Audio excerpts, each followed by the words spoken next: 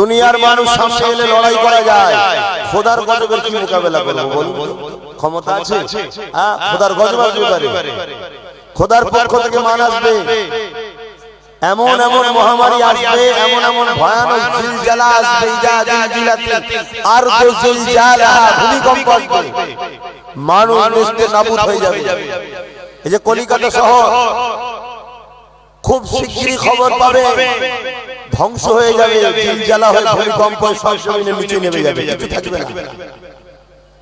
কথা মাথায় ঢুকছে না? ঢোকে নেই? হ্যাঁ, আমি যা বলছি রেকর্ড করেছেন, আজও বলছি রেকর্ড করো, বেঁচে থাকি না থাকি আপনাদের আল্লাহ বাঁচিয়ে রাখো।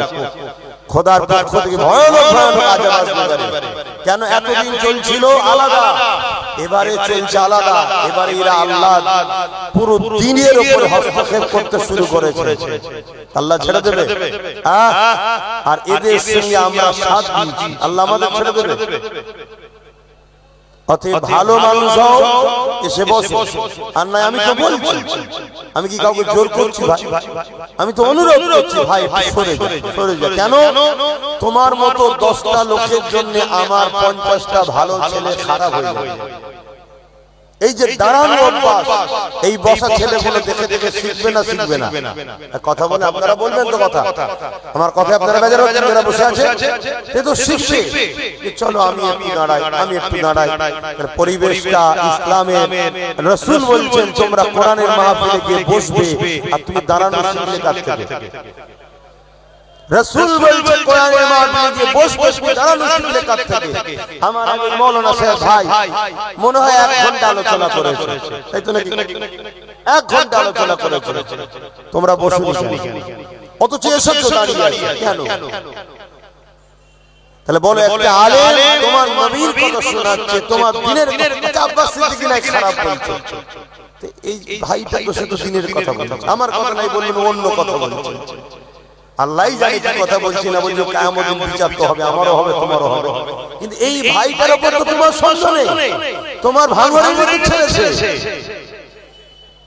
বলো তোমরা এই অবহেলা করো কেন? এই অন্যায় করছো কেন? চারিদিকে কি হচ্ছে দেখে তোমাদের বোঝে এখনো মনে হচ্ছে না যে আমার তওবা করা দরকার, আল্লাহর কাছে নত হওয়া দরকার, আমার চোখের পানি ফেলা দরকার? এটা কি এখনো বুঝার সময় হচ্ছে না? যাকে বিশ্বাস করছো সেই তোমার সঙ্গে বিশ্বাসঘাতক করছে, তোমার সঙ্গে ধোঁকা দিচ্ছে, চারিদিক তোমাদের বন্ধ হয়ে যাচ্ছে, তোমাদের খেয়াল নাই। অনেক দুঃখজনক। কারণ এই ভাঙর দাদা হুজুর রাহমাতুল্লাহ আলাইহি এবং ওলি আল্লাহদের মহব্বতের জায়গা। তাই আমি ভালো ভাষায় ভালোভাবে বলছি, যারা পারে দাঁড়িয়ে আছে নিচুই নেমে আসে, এসে সামনে বসে। আর যদি আপনাদের নিচুই নামতে আসতে দাঁড়াতে বসতে অসুবিধা হয়, আল্লাহর রাস্তে বলছি চলে যান। আর যদি কথাকে অমান্য করেন, আল্লাহর কাছে বিচার দেবো, আল্লাহ আপনাদের ব্যবস্থা করে দেবে। আমি কারো মুখের দিকে তাকিয়ে চলা ছেলে নয়। আমার কাছে আমার ইসলাম আগে, আমার কাছে আমার দ্বীন আগে, তারপরে দুনিয়ার বাকি সবকিছু পরের কথা। অতএব আজ আপনারা একটা প্রতি বছরের না এই বছরও দ্বীনি মাহফিল করেছেন, ভালো কথা। আজ তো এক শ্রেণীর মানুষ দ্বীন ইসলামকে মিটিয়ে দিতে চাইছে মুসলমানদের মধ্যে। গায়ের ইসলামের মধ্যে একদল জালিম আছে, সন্ত্রাস আছে, তারা তো চাইবে ইসলামকে মিটাবে। কিন্তু মুসলমানদের মধ্যে আবার এক শ্রেণী এখন তাদের সঙ্গে হাত মিলিয়ে দ্বীন ইসলামকে ক্ষতি করার নীতি দিবার চেষ্টা করছে। সেই খাতায় যদি আমরা নাম লিখাই, আল্লাহ তো আমাদের বিচার করবে, আমাদেরকে আল্লাহ শেষ করে দেবে। আপনি ভাববেন আমরা শেষ হয়ে গেলে ইসলামের কি হবে? আর এই ইসলামের জন্য আল্লাহ নতুন প্রজন্ম তৈরি করে দেবে। বসো গিয়ে, দাঁড়াও না। তো যাই হোক, আল্লাহর রহমত, শীতের বেলা এবং মেঘলা আবহাওয়া রয়েছে। সেই আবহাওয়াতে আপনারা একটা দ্বীনি মাহফিল করেছেন, আল্লাহ আমাকে নিয়ে এসেছেন। সংক্ষেপ সময় কথা দ্বীন ইসলামের আলোচনা করব, কিন্তু আপনারা যদি আমাদের সাথ না দেন, আলোচনা করব কিভাবে? সবকিছু এটা নির্ভর করে। আপনি ওখানে দাঁড়িয়ে থাকবেন, ওখানে কথা বলবেন, এটা কোনো কি নাটক হালচাল হচ্ছে না? এটা তো আপনার খেয়াল রাখা দরকার। এটা তো আপনার নবীর দ্বীনের আলোচনার মাহফিল। এখানে ন্যায়ের কথা হয়, ইনসাফের কথা হয়, এখানে হকের পক্ষে কথা হয়, জালিমদের বিরুদ্ধে কথা হয়। এটা শরিয়াতের জায়গা। এখানে বুক থেকে যেভাবে কথা বলা হয়, অন্য কেউ কোনো জায়গায় কথা বলার সাহস পায় না। কেন ইসলাম কুনতুম খায়রা উম্মাতিন উখরিজাত লিন-নাস তা'মুরুনা বিল মা'রুফ ওয়া তানহাউনা আনিল মুনকার। অন্যায়কে মিটাবার নাম ইসলাম, ন্যায়কে প্রতিষ্ঠিত করার নাম ইসলাম। তো যাই হোক, যারা জলসা কমিটি আয়োজন করেছেন, আপনাদেরও আয়োজনের সিস্টেম ঠিকভাবে তো করতে পারেন না। কিভাবে মাহফিল করতে হয়, কোন দিকে স্টেজ করতে হয়, কিভাবে মানুষকে বসাতে হয়, কোন দিকে, সেগুলো আপনাদের কোনো ঠিক নেই। এটা করে দিলেন ব্যাস হয়ে গেল। এরকম করলে হবে না, এতে আমার নবীর মাহফিলকে অপমান করা হবে। তো যাই হোক, যারা কথা শুনে আসছেন, আল্লাহ আপনাদের ভালো করুক, দুনিয়া আখিরাতে আল্লাহ শান্তি দিক আপনাদের ঘরে। কিন্তু আমি আরো একবার বলবো, যারা এখনো দাঁড়িয়ে রয়েছেন, আপনাদের যদি আমাদের মাহফিলে আসতে কোনো অসুবিধা থাকে, আল্লাহর রাস্তে বলছি আপনারা আপনাদের জায়গায় চলে যান। আমরা আমাদের 10টা হোক, 5টা হোক, 20টা হোক, আমরা আমাদের নিয়ে থাকতে চাই। এখানে প্রেমের ব্যাপার, মহব্বতের ব্যাপার, এখানে লোক দেখানোর কোনো ব্যাপার নয় এটা। আর মনে রাখবেন, ইসলাম সর্বসময় বিজয় হয়েছে ম্যান পাওয়ার দেখিয়ে নয়, মানি পাওয়ার দেখিয়ে নয়, মাসুল পাওয়ার দেখিয়ে নয়। ইসলাম সর্বসময় বিজয় হয়েছে ঈমানের পাওয়ারে। জোরে বলুন সুবহানাল্লাহ। ঈমান যার নেই, তার তো দুনিয়াতেও কোনো দাম নেই, আখিরাতেও দাম নেই। ঈমানের পাওয়ারটা কি? অন্তর থেকে রাসূলকে মহব্বত করা, ভালোবাসা। তুমি আমি যদি মুসলমান হই, নবীকে যদি ভালোবাসি, তাহলে তোমাকে আমাকে নবীর আলোচনার মাহফিলে চটে বসতে তো লজ্জা লাগার ব্যাপার নয়। আমি জানি তোমাদের ঘরে অনেক অনেক চেয়ারে বসা অভ্যাস করা আছে, তাদের স্বার্থে হয়তো তোমাদেরকে ডেকে নিয়ে চেয়ারে বসা। তোমরা চেয়ারে বসে বসে হয়তো ভিআইপি হয়ে গেছে, নিজেকে মনে করছো। কিচ্ছু ভিআইপি নয়। প্রকৃত ভিআইপি তো সে যে মুহাম্মদ সাল্লাল্লাহু আলাইহি সাল্লামের জন্য নিজেকে গোলাম হিসাবে কুরবান করতে পেরেছে, সেই তো প্রকৃত ভিআইপি। বাকি সব তো জাহান্নামের কুকুর হবে, জাহান্নামের কীট তৈরি হবে, জাহান্নামের বিভিন্ন সূরাতে জীব-জন্তুর আখলাক তৈরি করে, সূরাত তৈরি করে আল্লাহ জাহান্নামে দেবে। যারা আমার নবী নয়, তাদের জন্য কোনো নাজাত নাই। শুনছেন তো? আপনার দাড়ি থাকতে পারে, টুপি থাকতে পারে, নামাজ থাকতে পারে, যাই যদি আপনি রাসূলের না হতে পারে, আপনি নবীকে নিজে নবীর কাছে নিজেকে গোলাম হিসেবে যদি কুরবান না করতে পারেন, আমি বড় পাওয়ারের সাথে বলে যাচ্ছি ভাঙরের জমিনে, এর আগে অনেক কাজ করেছি। 8-10 বছর ধরে আমার পিছনে ষড়যন্ত্র চলছে, সমালোচনা চলছে। কোন মায়ের বেটা পেরেছে সামনে আমার ডিবেটে বসে সমালোচনা করে আমাকে ভুল প্রমাণ করতে? বলুন, পেরেছে কেউ? পারবে না ইনশাআল্লাহ। কেন? মুহাম্মদ সাল্লাল্লাহু আলাইহি ওয়াসাল্লামের গোলামি কইয়া আমি নবীর জন্য মানুষকে কথা বলি। আর যারা আমার নবীর দ্বীনের দুশমন, সে অমুসলিম সূরাতে হোক আর মুসলিম সূরাতে হোক, তাদের বিরুদ্ধে যুদ্ধের কথা বলবে। ওপেন কথা, অসুবিধা কি আছে?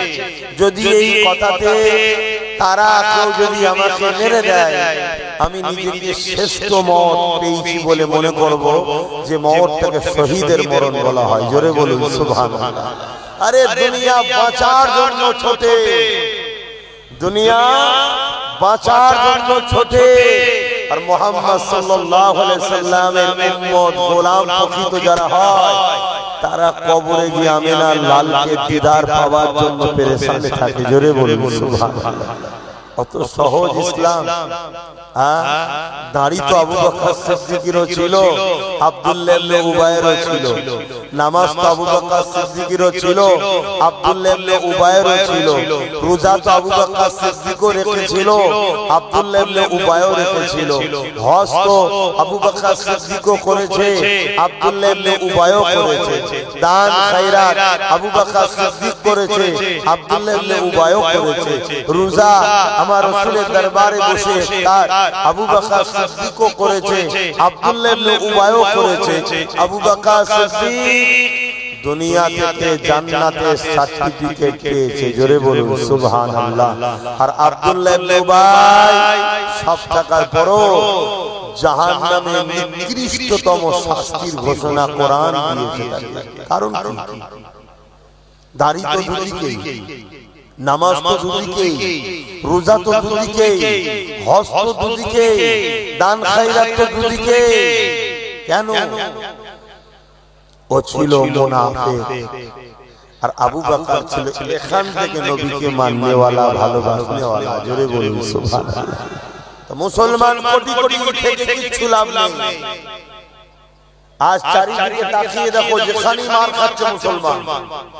কুকুরের সম্মান আছে তো মুসলমানের সম্মান নেই। আমার ভাষাকে কেউ কেটে আবার একদল মুনাফিকরা টোল করতে পারে। দেখো আব্বাস মুসলমানকে কত ঘৃণা করছে। ঘৃণা করলাম না, বলুন বলুন, হাকিকতটা বলুন। এই সমাজে মুসলমান এত লাঞ্ছিত কেন, এত অপমানিত কেন? একটাই কারণ, আমাদের বাহ্যিকটা মুসলমান রয়ে গেছে, ভেতরটা মুনাফিকিতে ভরে গেছে। আমাদের দিলে এ তামান্না নাই, এ লক্ষ্য নাই যে হারে আমার রাসূলুল্লাহর কষ্টের ইসলামকে আমাদেরকে মানতে হবে ও বাঁচাতে হবে। এ স্বপ্ন কজন দেখে বলুন? আমি কারবার করব, ব্যবসা করব, রাজনীতি করব, যাই করি, উদ্দেশ্য তো থাকা দরকার। আল্লাহ আমাকে দুনিয়ায় পাঠিয়েছে মুহাম্মদ সাল্লাল্লাহু আলাইহি ওয়াসাল্লামের গোলামি করার জন্য। মা আতাকুমুর রাসূল ফাখুযুহু ওয়া মা নাহাকুম আনহু ফান্তাহু। নবীর হ্যাঁ হ্যাঁ বলো, নবীর নাই না বলো। নবী যা আদেশ করেছে মেনে নাও, নবী যা নিষেধ করেছে ছেড়ে দাও। এই গোলামি করার জন্য তো পাঠিয়েছে নাকি? কই কজনের চিন্তা ভাবনা আছে? আকসার মুসলমান নবীর দুশমনদের গোলামি করে। তাহলে বলো এই জাতির উপরে আল্লাহর পক্ষ থেকে মার হবে না?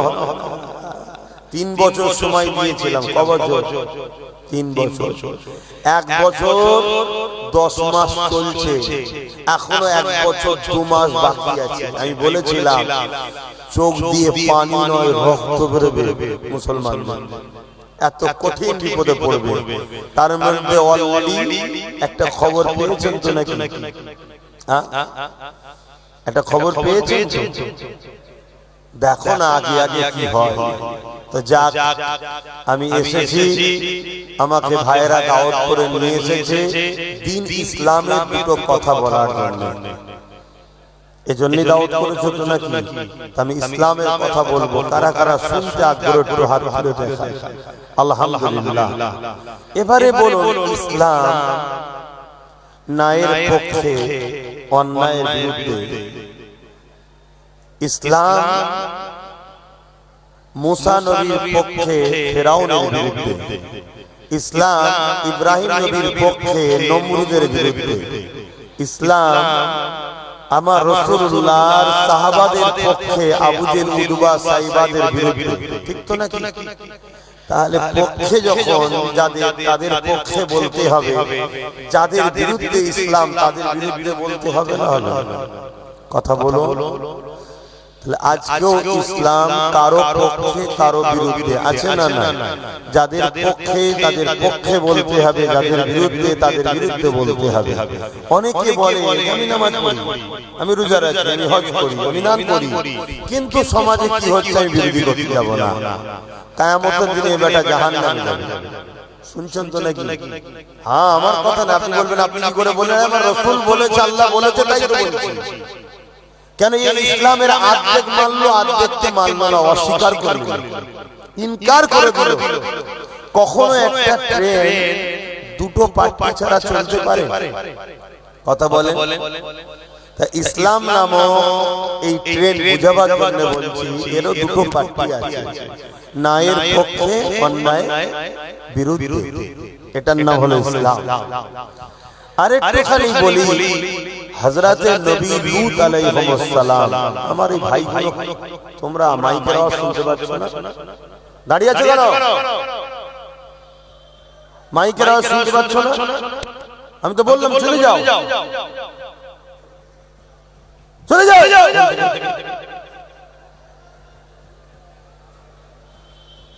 ভালো না লাগে দূর হয়ে যাও।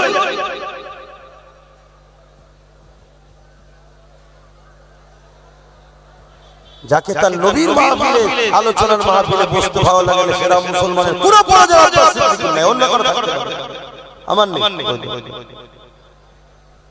শুনছেন? তুমি কি ভাবছো? আমি তো উদ্ধার হতে চাইছি, এবারে উদ্ধার হতে চাইছি, গুটিয়ে নিতে চাইছি। কথা কিছু মাথায় ঢুকছে? তুমি ভাবছো আমি যারা আব্বাস সিদ্দিক চলবে না, দরপুরা কোথা করে, আমি নিজে থেকে গুটিয়ে নিতে চাইছি। কেন খোদার গজব আসার সময় এবারে